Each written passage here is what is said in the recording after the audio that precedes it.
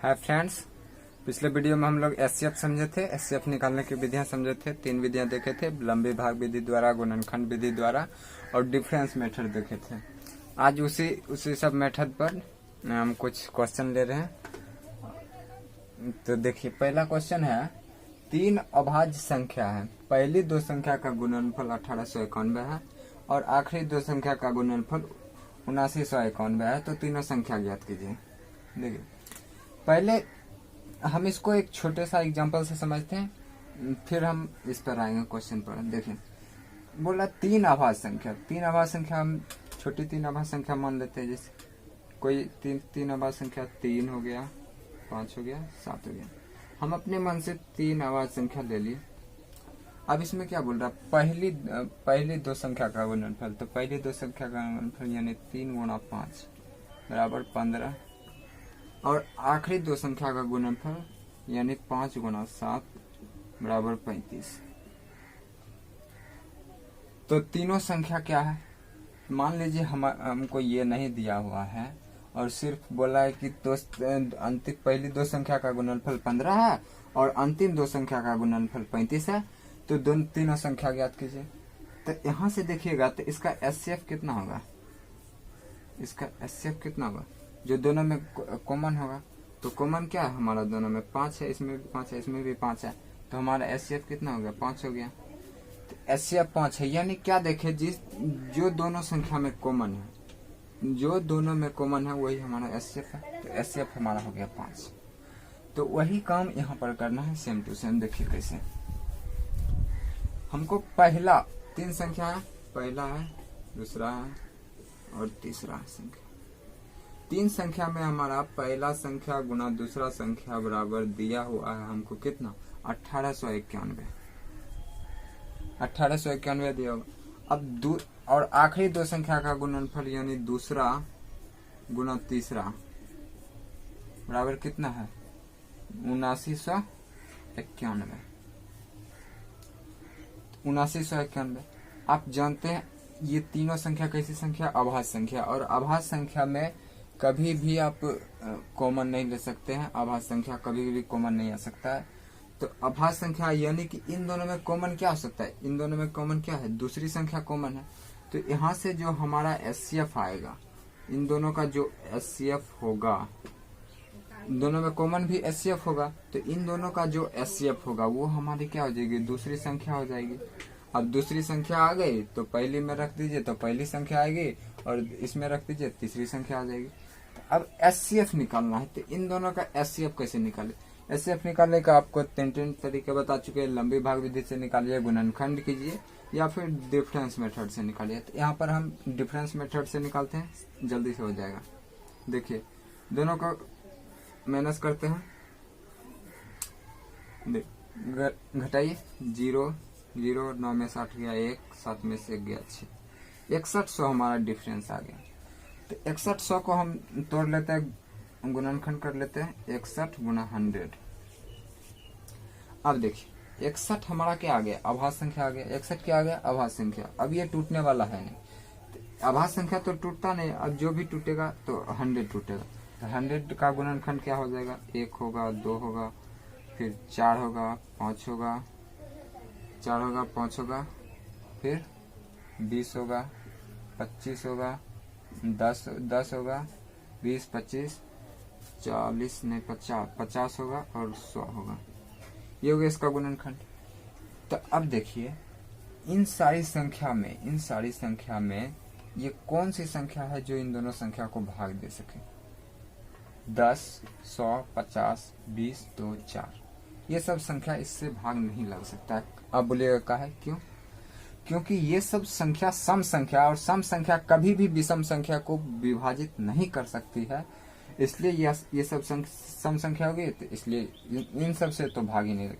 1 को तो छोड़ ही दीजिए। अब बच गया 5 और 25। 5 और 25 तभी किसी भी संख्या को तभी भाग लगेगा या तो उसके आखिरी में 0 होना चाहिए या 5 होना चाहिए। तो 0 और 5 आखिरी में नहीं है तो 5 और 25 भी खत्म। यानी 100 से तो ये संख्या भाग लगने वाला है नहीं, यानी न 100 से लगेगा न 100 के फैक्टर से, ना 100 से लगेगा ना 100 के फैक्टर से। तो बच गया 61, यानी 61 से ये संख्या पूरा पूरा भाग जाएगा, यानी दूसरी संख्या यानी इसका एचसीएफ कितना हो गया, 61 हो गया। तो अब इसका एचसीएफ 61 हो गया, तब पहली संख्या निकाल लीजिए।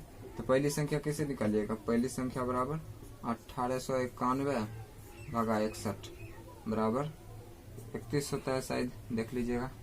और तीसरी संख्या कैसे निकालिएगा, 7991 भागा 61, ये हो जाएगा लगभग 131। भाग देख लीजिएगा, ये आ जाता है इतना, यानी पहली संख्या 31, दूसरी 61, तीसरी 131। आगे तीनों संख्या। अब इसको देखते हैं।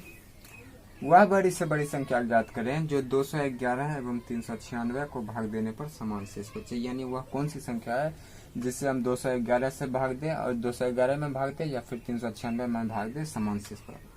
देखिए समान शेष कब आता है, जब हम किसी संख्या को, मान लीजिए एक संख्या 16 लिए और एक संख्या 25 लिए, इसमें कौन सी संख्या से हम भाग दें कि इसका शेषफल जो आए भाग देने पर वो जो है समान आए, तो इसका डिफरेंस हम निकालते हैं।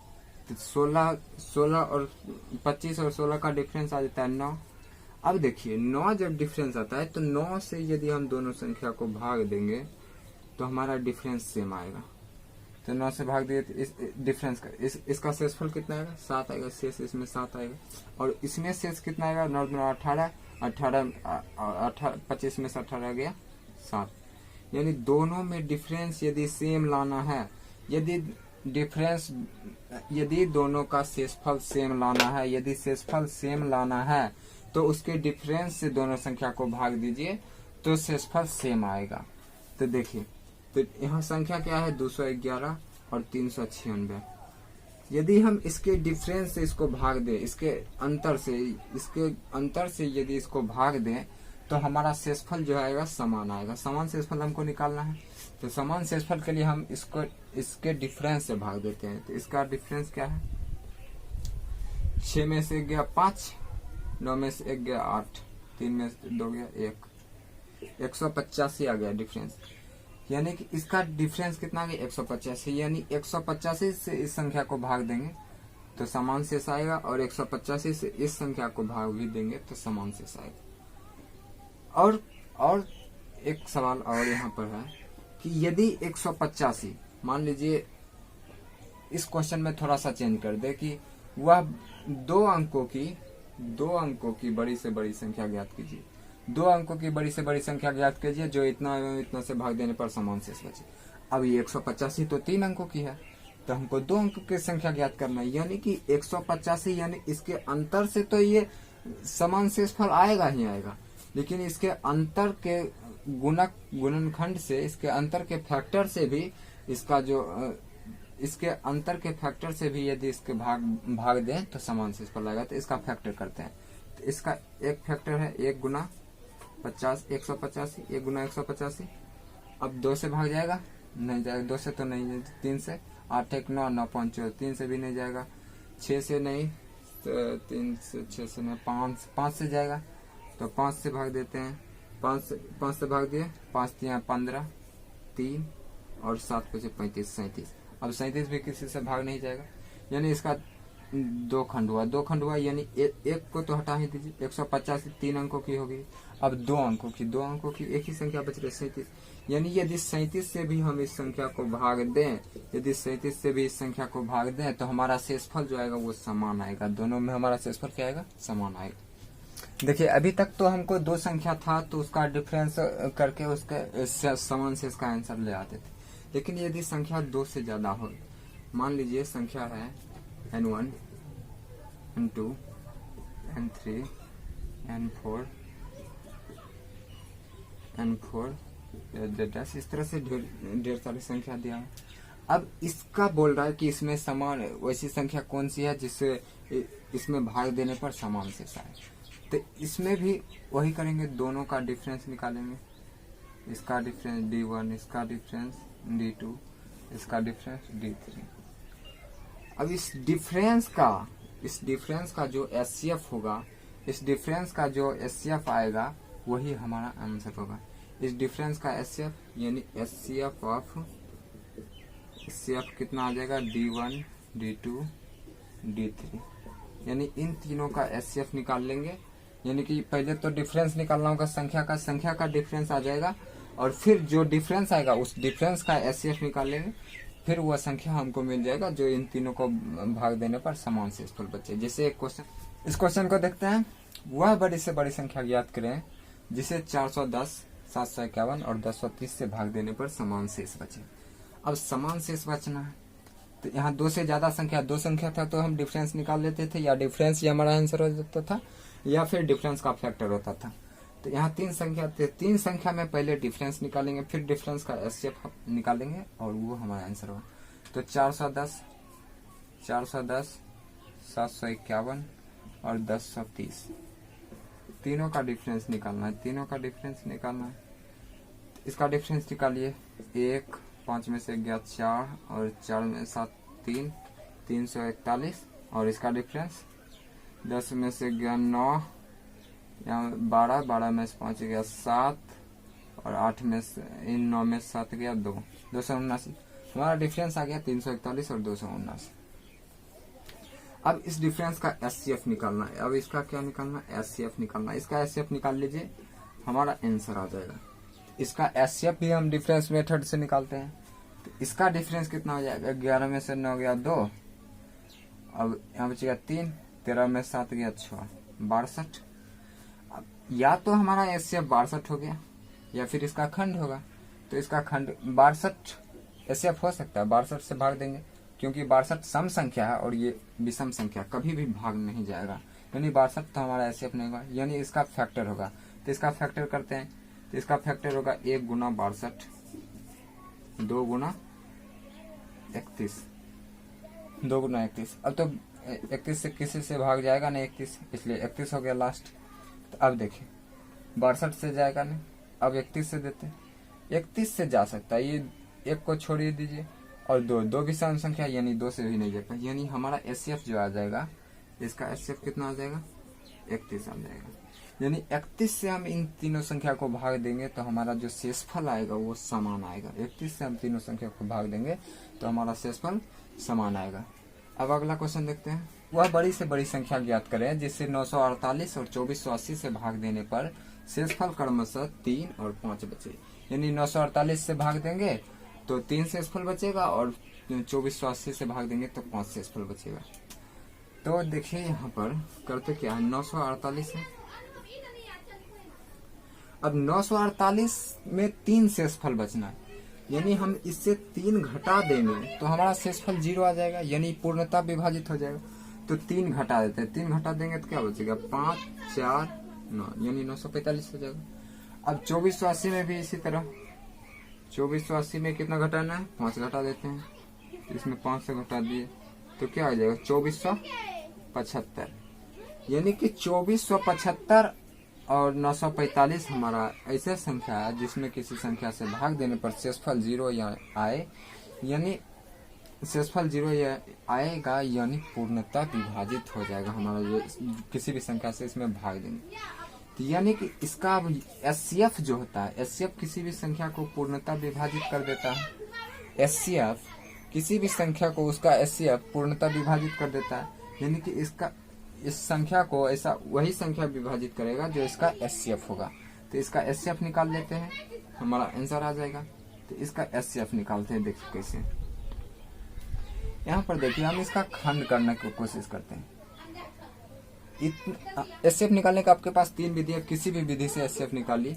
हम इसका खंड करते हैं, खंड करते पहले 9 से भाग देकर देखते हैं। 9 से भाग लगता है, 9 एकम 9, फिर 45 है, 9 पचे 45, यानी 105 आया। और एचसीएफ यहाँ लिख देते हैं, हमारा पहला एचसीएफ आ रहा है 9। यहाँ भी 9 से भाग देते हैं, जाएगा तब ना, तो 9 से भाग देते हैं, तो 9 दूना 18, 2 18 और 6 69 63 और 67 में 63 गया, कितना बचेगा 4 और 45 आ गया, 9 पचे 45, यानी इधर 275 और इधर 105, यानी यहाँ पर हमारा 9 आ गया कॉमन। अब संख्या बचेगा 105 और 275, इसमें से कुछ कॉमन लेते हैं। तो अंतिम में 5 है, यानी 5 से भाग जा रहा है, तो 5 से भाग देकर देखते हैं। तो 5 दूना 10, 5 एकम 5, 21 हो गया। अब इसमें 5 से भाग देते हैं, 25 25 और 25 25 55 आ गया गुना 5। अब देखिए ये भाग जाएगा, इसका खंड करते हैं 5 गुना 11। अब दोनों संख्या आभाज्य जागे, अब तो खंड होगा नहीं। इसका खंड करते हैं 3 गुना 7, यानी इन दोनों में अब कोई कॉमन नहीं आएगा, यानी हमारा जो एचसीएफ आएगा 9 गुना 5, यानी 9 गुना 5 करेंगे 45 आएगा आंसर। कितना आएगा? 45 है। ये अगला टाइप है, किसी मालिक के पास 44 सेब के, 66 केले के, 110 आम के पेड़ हैं। वह उनके पंक्ति को इस प्रकार लगाना चाहता है कि प्रत्येक पंक्ति में एक ही प्रकार का पेड़ हो। वह सभी पेड़ों की संख्या ज्ञात करना। देखिए, यदि पेड़ों की संख्या को हमको न्यूनतम रखना है ना, तो पंक्ति में अधिकतम पेड़ रखना पड़ेगा। जैसे मान लीजिए हमारे पास 20 पेड़ है मान लीजिए। अब इसको हम चाहे तो एक पंक्ति में 20 पंक्ति रख करके एक पंक्ति में एक एक पेड़ लगाए, ये हो सकता है, या फिर 10 पंक्ति रख के प्रत्येक पंक्ति में 2-2 पेड़ लगाए। लेकिन यहाँ पर हमको यदि पंक्ति न्यूनतम रखना, यानी पंक्ति की संख्या को यदि न्यूनतम रखना है, तो हमको पेड़ों की संख्या को अधिकतम रखना पड़ेगा। यानी कि यदि पंक्ति की संख्या 4 रखे तो पेड़ों की संख्या एक पंक्ति में अधिक से अधिक कितना आएगा? 5 आएगा। यानी एक पंक्ति में हमको 5 पेड़ रखना पड़ेगा, तभी हमें 20 पेड़ को हम यहाँ पर एडजस्ट कर पाएंगे। तो यानी यहाँ से हम ये बोलना चाह रहे हैं कि यदि हम पंक्ति की संख्या को न्यूनतम रखना चाहते हैं, यानी कम से कम रखना चाहते हैं, यानी कम से कम रखना चाहेंगे, तो पेड़ की संख्या एक पंक्ति में अधिक से अधिक रखना पड़ेगा। तो ये न्यूनतम अधिक से अधिक, तो एक पंक्ति में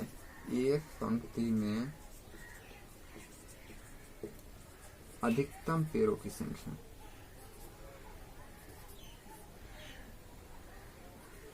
अधिकतम पेड़ों की संख्या। अब एक पंक्ति में अधिकतम कितना पेड़ होगा, इसको निकालना है। तो फिर हमारा आ जाएगा न्यूनतम पंक्ति कितना होगा, न्यूनतम पंक्ति कितना होगा, न्यूनतम। देखिए हमारा एप्पल का कितना पेड़ है? 44, बनाना का 66 और मैंगो का 110। अब पंक्ति की संख्या को न्यूनतम रखना है, तो एक पंक्ति में अधिक से अधिक पेड़ रखना पड़ेगा। तो एक पंक्ति में अधिक से अधिक हम कितना पेड़ रखें, तो इसका एचसीएफ निकाल लेते हैं। अधिक से अधिक जो होगा वही हमारा अधिक, एक पंक्ति, इसका एचसीएफ ही एक पंक्ति में अधिक से अधिक पेड़ों की संख्या होगा।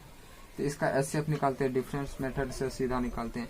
तो इसका डिफरेंस यहाँ पर ज्यादा हो जाएगा, इसलिए यहाँ से डिफरेंस लेते हैं। तो यहाँ से डिफरेंस आ जाएगा 22, यानी या तो ऐसे 22 होगा, 22 से भाग देते, 22 दूना 44, 22 तिया 68, यानी एचसीएफ हमारा जो आ गया वो 22 आ गया।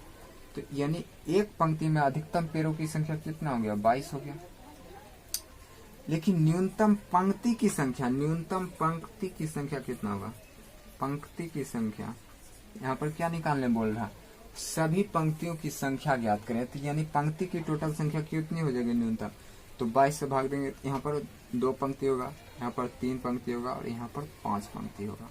तो जोड़ देते हैं, 2 + 3 + 5, 8 2 10 पंक्ति, यानी टोटल 10 पंक्ति होगा और प्रत्येक पंक्ति में 22 पेड़ होगा। तो हमारा ये पेड़ टोटल के टोटल एडजस्ट हो जाएगा। अब अगला क्वेश्चन देखते हैं। चलिए अब देखते हैं अगला टाइप। किसी भी आयताकार चीज में हमको वर्गाकार चीज को फिट करना है, तो फिर कैसे करेंगे? देखिए यहाँ पर हम फर्श और टाइल्स को लेकर के देखें। जब आयताकार फर्श को वर्गाकार टाइल्स से ढकना हो, तो प्रत्येक वर्गाकार टाइल्स की भुजा की, यानी टाइल्स का भुजा यानी वर्ग का भुजा निकालना है, तो कैसे निकालेंगे? तो कमरे की लंबाई तथा चौड़ाई का एचसीएफ ले लेंगे। अगर टाइल्स की संख्या निकालना है, यानी कि कितना आयताकार क्षेत्रफल में कितना वर्ग फीट आएगा, तो उसकी मैक्सिमम संख्या निकालना हो, तो कमरे की लंबाई इंटू चौड़ाई बटे लंबाई तथा चौड़ाई के एचसीएफ का होल स्क्वायर करना। ये हो गया फॉर्मूला। अब इस पर देखते हैं कुछ क्वेश्चन। इस क्वेश्चन को देखिए, 20 मीटर लंबे, 8 सेंटीमीटर चौड़े, 8 मीटर चौड़े एक कमरे के फर्श पर वर्गाकार टाइल्स लगाना है। तो टाइल्स की संख्या कितनी हो जिससे फर्श पूरी तरह ढक जाए? तो पहले हमको टाइल्स की संख्या कितनी हो ये निकालने से पहले हमको टाइल्स का साइज निकालना पड़ेगा। टाइल्स का साइज आ जाएगा तो फिर हम उसको बैठा करके देख लेंगे कितने टाइल्स लगेगी। तो टाइल्स का साइज कैसे निकालेंगे? तो पहले टाइल्स की साइज निकालेंगे। टाइल्स वर्गाकार है,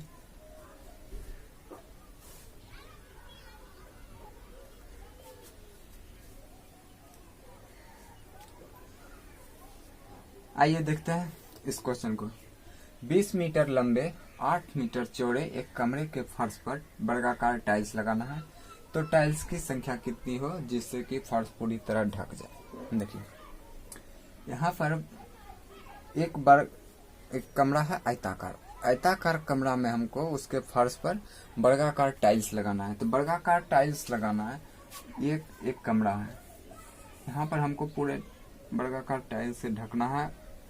टाइल्स वर्गाकार यानी कि सभी टाइल्स का जो है का भुजा बराबर होगा। तो इस तरह से इसको लगाना है। तो पहले तो हमको निकालना पड़ेगा कि इस टाइल्स की भुजा क्या होगा। टाइल्स की अगर हमको भुजा पता चल गया, एक भुजा यानी वर्ग की एक भुजा पता चल गया, तो वर्ग का क्षेत्रफल निकाल लेंगे। यदि एक टाइल्स का क्षेत्रफल हमको पता चल गया तो पूरे क्षेत्रफल में एक टाइल्स के क्षेत्रफल से भाग दे देंगे, पता चल जाएगा कि कितना टाइल्स इसमें फिट आएगा। तो पहले हमको टाइल्स की भुजा निकालना पड़ेगा। तो टाइल्स की भुजा, टाइल्स का भुजा बराबर, अभी हम टाइल्स की भुजा बराबर क्या फॉर्मूला देखे थे? लंबाई तथा चौड़ाई, कमरे की लंबाई तथा चौड़ाई का एचसीएफ लेना है। तो लंबाई है 20 और चौड़ाई है 8, 20 और 8 का एचसीएफ लेना है। तो एचसीएफ लेना किसी भी नियम से ले लीजिए आप, हम यहाँ गुणनखंड विधि ले लेते हैं। तो 8 का गुणनखंड करेंगे तो 2 गुना 4 लिखेंगे और 20 को लिखेंगे 5 गुना 4। 4 दोनों में कॉमन है तो एचसीएफ हो गया 4। तो हमारा एचसीएफ आ गया कितने, दोनों का 4 आ गया। तो हमारा एचसीएफ आ गया 4, यानी कि वर्ग की भुजा जो होगी इसकी वर्ग की, यानी कि टाइल्स की भुजा जो होगी वो कितना होगी, 4 होगी। अब हमको निकालना है कि टाइल्स की संख्या, क्या निकालना है? टाइल्सों की संख्या, टाइल्सों की संख्या।